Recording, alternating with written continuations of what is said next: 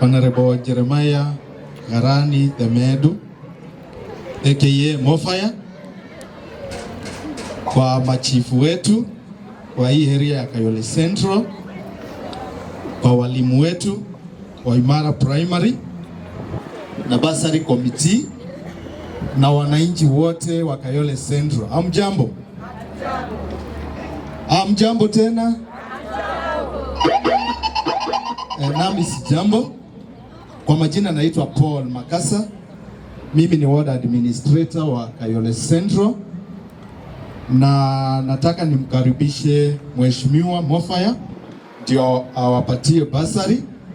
Lakini kabla nimkaribishe, nataka nimshukuru Mofaya vile wameshirikiana na gavana wetu Sakaja ndio walete elimu mashinani.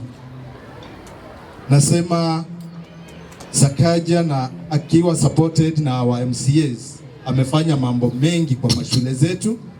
Ukiangalia nyuma yetu tuko na ECD center ambayo itafunguliwa hivi karibuni, na najua hospitali imepimwa na itakuja kujengwa hapa kwetu Kayole Central, na kwa wakati ambao si mrefu sana kuna ile inaitwa feeding program ambayo inakuja kwa mashule zetu.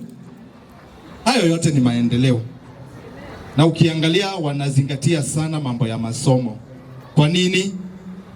Kupitia masomo ndio utapata mtoto wa governor na mtoto wa mama mboga wako shule moja na wanasoma, na ikiwezekana wa mama mboga labda ashinde wa governor. Kwa hivyo elimu ama education is an equalizer, na kwa sababu tumepewa basari sana, hakuna jambo linafaa kufanya mtoto akae nyumbani.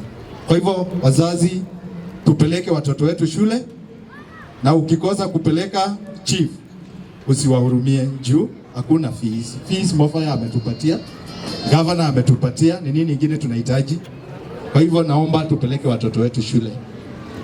Kwa hayo machache, kwa sababu hii si siku yangu, tuko na mgeni wa heshima, nataka nimkaribishe mheshimiwa wetu Mofaya ndio awaongeleshe na launch project.